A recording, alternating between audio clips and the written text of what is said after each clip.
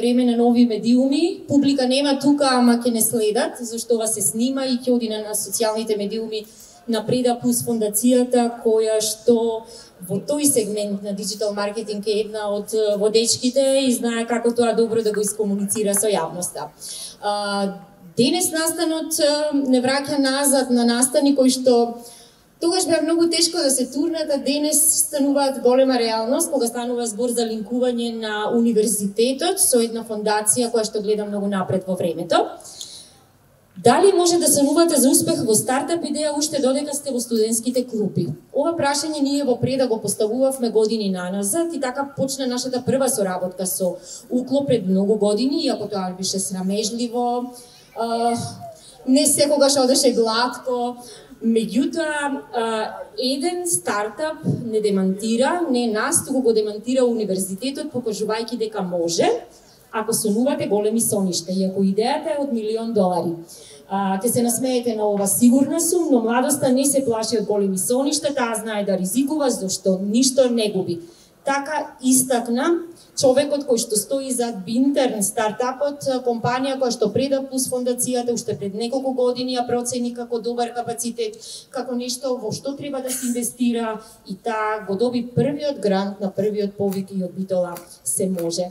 Луѓето кои што стојат зад Бинтерн се поранешни студенти на ФИКТ, ја стартува во студентските денови, а денес е функционална платформа која прежува студенти од реалниот бизнис сектор мощне, успешно. И ова е само интро за нешто што сакам да кажам, тоа е визијата на една личност која што препозна во универзитетот можности по секоја цена да биде упорна и да ги убеди да соработуваат. Маријана Милевска, жената што ја разбуди стартап сцената и докажа дека и од Битола се може. Проект кој Преда плюс фондацијата го лансираше во јавност гласно, иако фондацијата зад себе има 10 години активна работа во креирање на можности за развој на Пелагонискиот регион. Меѓутоа таа станува сега веќе национална, дури и со своите последни проекти ги отвара границите на меѓународна соработка. Каде бевте пред Маријана, а каде сте по стартот на овој веќе популарен проект? Здраво на сите. 2018 година бевме во канцелариите на Преда Плюс и планиравме за прв пат стартап програма. Малку имаше скепса, малку имаше ентузијазам дојден од Скопје и решивме дека сакаме да правиме прва стартап програма во Битола. И така и започнавме. Тоа се роди слоганот и од Битола се може, сега веќе познат секаде и беше интересно да се започне првата стартап програма, која беше точно така заедно со факултетот за информатичка технологија од Битола и навистина беше многу успешна заради тоа што ни покажа дека можеме од овде да имаме и бизниси кои се иновативни, кои се засновани на технологија и кои можат да бидат брзо растечки, да донесат навистина ново време. Денес, после 5 години, потоа можеме да кажеме дека Преда Плюс реализира 6 стартап програми. Досега некои беа генерални за битолски стартапи, некои беа специализирани, како што беше последната, насочена на финтек индустријата, и успеавме да за тие стартап програми се пријавија 190, значи бизнис стартап идеи, тимови со своите идеи, од кои 76 поминаа низ програмите на Преда Плюс. Сега навистина имаме заедница на стартапи со кои можеме да бидеме горди, со кои можеме да работиме и ни даваат полет за понатаму. Тоа е таа мала историја, која што воопшто не е мала ако се слушнат бројките. Последниот стартап програма, односно последната акселераторска програма беше поврзана и со популарниот финтек хакатон кој што ја подигна македонската јавност на нозе, собирајќи елитна листа на ментори за учесници кои што дојдоа и од други земји. Што е според вас, Маријана, индикатор за успех на овие програми? И како ги идентификувате оние кои што, како Бинтерн? Бинтерн е успешна приказна на Преда, зашто Преда виде во нив тоа што никој не можеше да го види тогаш. Навистина, пред и потоа има разлика. Тоа се должи не само на тоа што го учат во обуките или во разговорите со менторите, тоа се должи и на мрежата која им се нуди. Запознаваат луѓе од бизнес светот, запознаваат луѓе инвеститори, кои понатаму навистина им ги шират видиците и таа трансформација е повеќе од очигледна. Голема љубов се проектите во туризам, зошто можам да прашам, а вие ќе одговорите, а перспективата ја гледате и во финтек, меѓутоа гледате во туризам, во аграр и во номад заедницата која што трага по локации за работа на далечина, за тоа веројатно во некоја следна прилика, меѓутоа ова нека биде само мал вовед за ова како 2023 година стартуваше и зошто погледот сега ни е упатен кон Агритек и Туртек. И тоа практично ќе ги најави нашите следни соговорници. Да, 2023 година за Преда Плюс е во знакот на Агритек и Туртек, односно технологии во земјоделство, технологии во храна и технологии во одржлив туризам. Заради тоа што се и трите, да кажеме, сектори, ајде посебно, се многу значајни за македонската економија. Имаме навистина што да понудиме, има потенцијал. Сега тоа како да го издигнеме на поинакво ниво е и со новите технологии и начинот како да добиеме модерни производи кои, за пример, денес имаме 2 стартапи каде што извонредно нашле позиција како иновативноста да ја вметнат во храна со македонски локални продукти. И тоа е навистина многу убаво да се види и тоа ни дава полет дека тука има многу голем потенцијал за кој сакаме да разговараме и да развиваме во иднина. Туризмот ќе си остане моја прва љубов, можеби, и тоа си влечи корени од еден проект каде што имав можност да работам на туризмот во Охрид. Тоа е со швајцарско знаење, тоа е како сон да ти се исполни на било кој работи во развојен сектор, така да. Тоа беше Маријана Милевска, жената што ја разбуди стартап сцената и докажа дека од Битола се може. Исто Маријана, заедно со Лидија Ангелкова, проектна координаторка на Преда Плюс фондацијата, пред можеби 2 месеци направија напор, посетувајќи го Ресен, не случајно, Преспа регионот е избран за примена на она што како нови проекти од аспект на аграр и туризам во Хајтек ќе бидат применети таму. Тоа не беше само фотографирање со јаболка, а јаболка имаме и тука ќе видите, имаме и некои други работи кои ќе заврши овај наш фин разговор. Тие го најавија што ќе значи знакот на иновации во овие 2 сектори кои што некако беа ставени настрана кога зборуваме за примена на интелигентни технологии и на новото време, земјоделието и туризмот. Ова што Преда планира да го направи ќе биде нов прак во развојот на овие 2 гранки кои што имаат поврзаност и светот веќе така ги развива во пар. Потенцијалот е огромен кај нас, Преспа регионот особено, но ни требаат и нови технологии за да бидеме поефикасни и конкурентни.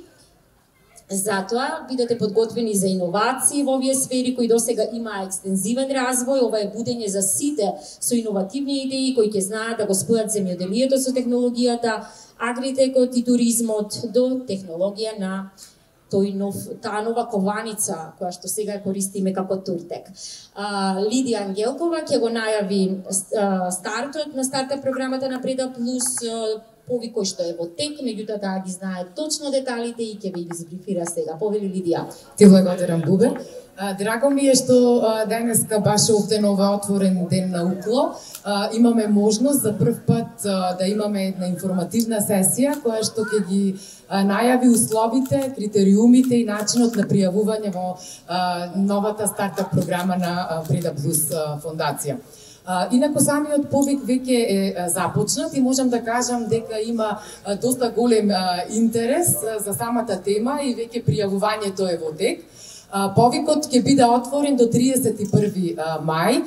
И всушност она што Преда Плюс го бара е, ние бараме иновативни идеи кои би донеле некакви промени и иновации во земјоделско-прехранбениот сектор. Како што кажа Бубе, фокусирано на Преспа, меѓутоа ние во нашата програма поддржуваме и примаме идеи кои што се за овие 2 сектори, за земјоделскиот и прехранбениот и туристичкиот, битни и за цела Македонија. Бидејќи самата програма која што ќе се случува понатаму, која што ќе се реализира, ќе нуди менторски програми, менторска поддршка во вмрежување на луѓето кои што ќе се пријават, односно стартапите во самата програма, така да самата програма е отворена за сите иновативни бизнис идеи кои што имаат било каква бизнис идеја која ги таргетира овие две теми. Дали акселераторската програма е обврзана со задолжително присуство? Зборувате за етапи на развој, на идеја, па се до финален развој, или ќе може да се одвива онлайн преку платформите, бидејќи факт е дека многу од заинтересираните не живеат конкретно во овој регион? Самата програма е замислена, значи ние првен морам да кажам дека овде кој сака да се информира од денешните присутни имаме мали флаерчиња, но овој скен овде можат ќе ги однесе точно до веб страната која што е специјално дизајнирана за оваа програма и каде што можат да се информираат за сите критериуми и начини на како би се одвивала самата програма. Меѓутоа баш на таа страна се наоѓа и онлайн апликацијата каде што сите можат да аплицираат. Значи самото аплицирање првен во самата програма се одвива онлайн. А потоа кога комитет кој што ќе одлучува, да речем некој еволуционен комитет кој што ќе биде избран, ќе избере за во стартап програмата 10 стартапи. Значи морам да кажам дека конкуренцијата сигурно ќе биде голема и сигурно ќе имаме тешкотија да бидат избрани тие 10 стартапи, меѓутоа морам да кажам дека ќе работиме во самата програма со 10 стартапи.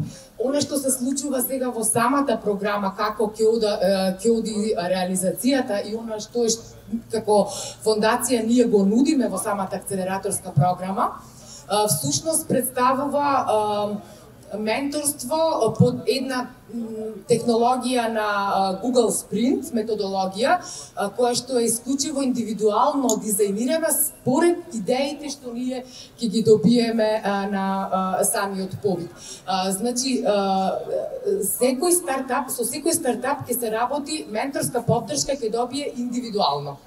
На индивидуално ниво, базирана врз идејата што ја аплициране и врз потребите кои што ги има самиот стартап. Менторската поддршка ќе може да се одвива и онлайн, меѓутоа ќе може да се договараат со самите ментори, тоа ќе биде во зависност од стартапите и менторите како ќе ги договорат типот на поддршка, средбите кои што ќе биде, тоа е отворено, значи во период од јуни до септември, се со цел да се кристализираат нивните идеи и едноставно да се добијат идеи кои што ќе бидат добро развиени во еден добар бизнис модел, кој што понатаму ќе можат да биде презентиран на така наречен демо ден, и ние тоа го нарекуваме ќе биде викенд во месец септември, буткамп, 24 часа и тука ќе имаат можност, значи, да ги представуваат своите идеи. И всушност тогаш сите овие што ќе бидат пријавени стартапи што ќе учествуваат во програмата ќе биде единствено кога мора да бидат во Преспа во Ресен, во тие 24 часа на тој буткамп и на тој демо ден каде што ќе ги презентираат нивните идеи пред виси фондови и пред други донатори кои што можат да ги финансираат нивните идеи, а повеќе за можноста за финансии која што има да се добие во овој проект ќе зборува Хари понатаму. Уште само накратко, ако можеш Лидија да објасниш дали имате правилник на подобни и неподобни трошоци во оваа апликација, како што е примерот, например, на фондот за иновации, кој што објавува што може, а што не е дозволено за финансирање во овој повик. Во однос на финансиите ќе ги објасни Кари кога ќе дојде во однос на финансиите. Јас можам само да кажам во однос на апликациите кој може да аплицира со бизнес идеја, значи отворени сме за идеи кои што се уште во зачеток, значи со самата идеја, меѓутоа мора оној што аплицира да биде тим. Значи поддржуваме тимови, стартап тимови со идеја, тоа е една од критериумите што треба да се знае. И второ, може да аплицира и некоја компанија, меѓутоа да не е постара од 3 години. Значи, тоа се условите што треба да се знаат во однос на аплицирањето. Меѓутоа, за финансирање, кога ќе дојде, за однос на финансиите обезбедени преку ГИС. Благодарам. Хари Шутовски е денес во Битола, советник за развој на екосистемот, проект на ЕУ за економски раст, на ГИС. Човекот кој што е задолжен за оваа соработка со Преда. Мене многу ме интересира како ГИС ја избра Преда за свој партнер. Добро, благодарност до Преда и до вас за поканата. ГИС имплементира еден проект во име на Германското Министерство за економски прашања и климатски промени и во најголем дел финансирањето доаѓа од Европската Унија преку ИПА програмата. ГИС е Германска агенција за меѓународна соработка, го имплементира овој проект во соработка со Арија Science Park од Трст, Италија, кои што исто така се доста искусни во делот на бизнес инкубација и акцелерација. 4-годишен проект и на одговорам на вашето прашање, ние имаме соработка во 4 региони, еден е Преспанскиот регион, значи општина Ресен конкретно, и идејата е да се децентрализира малку екосистемот кој сега е концентриран и стартап сцената во главно во Скопје. И работиме на 4 акцелераторски програми, значи не 4 згради акцелератори, но акцелераторски програми во североисточен, југозападен, Полошки и во регионот на Преспа, општина Ресен, кој што е дел од Пелагонискиот регион. Сите партнерски организации, како Преда плюс фондација, ги избравме на отворен повик. И всушност имаме модел на партнерство. Значи, како ГИС немаме и не постои модел за сите акцелератори, одеднаш зависи од контекстот, зависи од развојот, меѓутоа познати се моделите на финансирање.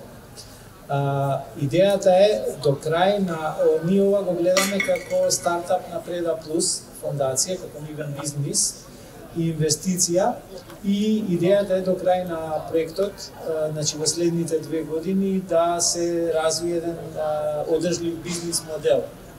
Сега една од можностите е нели да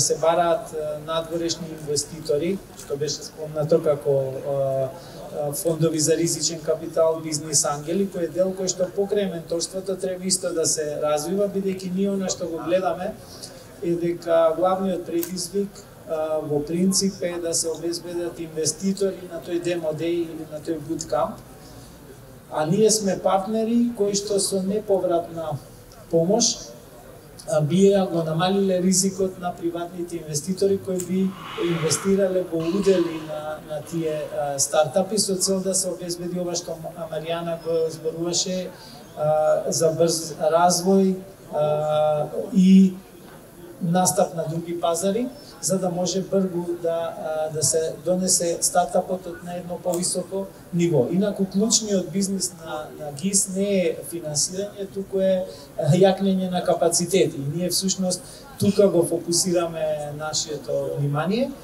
Нормално најдобре е кога имате комбинација на техничка помош, значи на знаење, советување, менторство, привлекување на инвеститори и од друга страна имате финансирање. И сега тука интересен е вашиот светоглед на нештата, зелените технологии, зелената индустрија. Тука ќе имате шанса да се запознаете и со првиот битолски стартап кој што е во сферата на прехранбената индустрија и токму е грин ориентиран по повеќе да кажам параметри, циркуларна економија, перспективите за отварање на нови работни места и сега се фокусираме делумно на Преспа регионот, меѓутоа кажавме дека повикот е за целиот простор на нашата држава. Дали има многу прашања кои што ги поставува личностите кои што веќе аплицира или се подготвуваат да аплицираат. Јас сакам да им помогнеме со овој наш разговор да стигнат побрзо до информациите. Едно од прашањата е дали ако веќе имаме технологија, дали може да направиме експанзија аплицирајќи на овој проект. Што мислите вие за ова прашање? А добро, во принцип, реков, нашата неповратна помош е главниот критериум е она што зборуваше Лидија, да успешно ја завршат акцелераторската програма. Тоа е потребен, што велиме математички потребен услов за да пристапат на вториот е да исполнат 3 критериуми. Едниот е да има јасен бенефит за целните групи, а тоа е дел од стартапите да се формирани од млади лица, од жени, од ранливи групи, малцинства. Вториот критериум е да има бенефит за локалниот регион, значи регионот на Преспата е креирање на работни места, вклучување на добавувачи од локални добавувачи во ланецот на добавувачи на тој стартап. Нормално заради експанзија ќе му требаат повеќе сировини и повеќе добавувачи.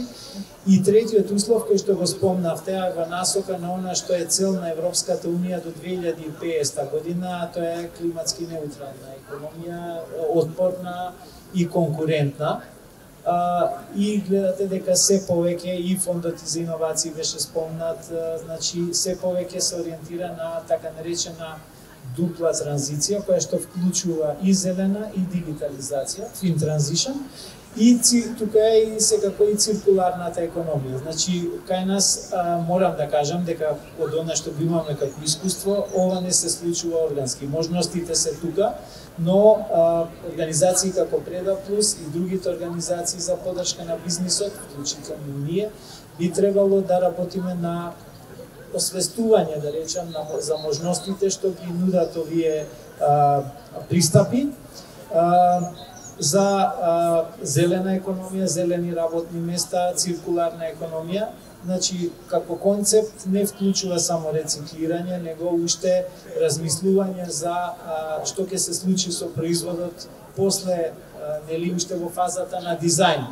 И сега имате разни дигитални алатки кои што можете да го концепирате производот дигитално, да го направите, не знам, дебелината на материјалот, да помалку материјал, не знам, имаме примери дека мобилниот телефон може комплетно да се рециклира и така натаму. Значи, во тој аспект би требало да ги приближиме тие. Значи, она што е отпад во една индустрија, зборувавме за туризам и за земјоделство и прехранбена индустрија. Тие се и двете многу оптимални за зелена економија. Хотелите и овие други сместувачки капацитети се големи потрошувачи на енергија, имаме остатоци од храна кои што можат ефективно да се употребат. Значи сите овие концепти да им ги приближиме и овие стартапи, тој третиот критериум би требало да го исполнува, значи тој е елемент. И сега, нели клучно е, реков, креирање на работни места, бидејќи овој проектот развојната соработка. Да, фирмата ќе добие, значи, стартапот финансирање, меѓутоа треба да има бенефит за локалната заедница и тоа е тие работни места би требало да се формираат во регионот кој што е целена, тоа е регионот на Преспа. Секако, целата програма, значи реков ја гледаме како стартап на Преда Плюс фондација, во принцип би требало да има и стартапи од други, од Битола, од други места, со тоа што тие би поминале низ едукативниот дел и би целеле повеќе кон приватните инвеститори кои што би купиле удел. Низ акцелераторската програма би дошле до едно ниво во кое што би биле инвестибилни, за да можат да инвестираат, а ние со грантот, ако ги исполнува овие услови, би го намалиле ризикот на приватниот инвеститор на тој начин што првенствено е наменет за инвестиции во машини, опрема, постигнување на стандарди, нормално ако сакате извоз, квалитет, безбедност, развој на нови производи и така натаму. Вклучително, ако купувате машини, сигурно ви требат и некои мали реконструктивни работи, градежни работи, да поместите некои зид, да направите фундаменти, да донесете она што го велиме utilities, вода, воздух, пареа, компримиран воздух, зависи од типот на машината. И деле се однесува на така наречени меки мерки, она што е обука, она што е воведување на стандарди, развој на иновативен производ, планови од типот на маркетинг, стратегии, извозни планови и така натаму, кои што се поврзани сепак со нашата, да речем, академија за деловни услуги. Ви благодарам за овој исцрпен одговор. Грантовите ќе бидат од 40.000 евра за оние кои што првпат се соочуваат со информација за оваа програма. Дополнителни ќе бидат средствата кои што ќе бидат инвестирани во индивидуални обуки за такви иновативни агритек и туртек идеи. Избраните учесници, освен наведениот грант, ќе имат и дополнителна можност, колку што јас сум информирана, да аплицираат за грант шемата за стартување на EU4EG, која нуди до 50.000 евра со минимум 20% кофинансирање. И уште ова да ни го објасните и ќе завршиме приказната со бројки. Овие се млади луѓе кои што користат технологии, сајтот го има, тука има QR код кој што води до апликацијата, така што само развивајте идеи, ова е новиот свет кој што дава можности, а ваша е шансата да си ја приграбите. Дали може ова уште да го објасните? Па, реков, значи, нашиот дел, да речеме, ние го разбираме како комбинација на приватни инвеститори и дел на неповратна финансиска помош, која е првенствено наменета во еден дел. Значи, три типа на имаме уствари 4 типа на прифатливост. Значи, прво е прифатливост на апликантот, тоест на стартапот. Тука рековме дека треба, и Лидија спомена, до 3 години, со тоа што може да биде од цела држава, од Република Македонија, меѓутоа производството, работните места треба да се креираат, што се однесува до нашиот дел од работата во регионот на Преспа. Второ, нормално треба да има капацитет за да може да го спроведе самостојно, не со посредници и така натаму. Вториот дел е прифатливост на проектот, тоа го зборував, тоа се оние 3 критериуми. Понатаму прифатливост на трошоците, бидејќи тоа беше едно од прашањето. Имаме 3 типа на трошоци. Првото е набавка на машини и опрема, второто е дел реконструктивни работи и третиот дел е за така наречени советодавни услуги или неки мерки, што ги викаме условно, кои што вклучуваат и промоција и визибилитет, деловни услуги, патување, реално кога ако треба да набавите нека машина или опрема, секако треба да посетите некој сајм или слично. Значи тоа е делокругот на трошоците. Она што не се финансира како неприфатливи трошоци, плати, канцелариски трошоци, ДДВ, бидејќи ДДВ-то може да се поврати преку регистрација и така натаму, и in-kind контрибуција. Значи, она што вредноста е максимум на грантот до 50.000 евра, со тоа што 20%, 80% е грант, 20% треба да има кофинансирање. Реално, стартапите имаат реален проблем ако ние очекуваме како нека средна вредност висината на грантот да биде за 40.000 евра прилика, колку ќе ги земете сите, меѓутоа реков пак максималната вредност е до 50.000 евра и таа би требало да се искористи во сушност за она брз растечки етапа на самиот старт. Навистина сакавме да споделиме со вас што може повеќе информации.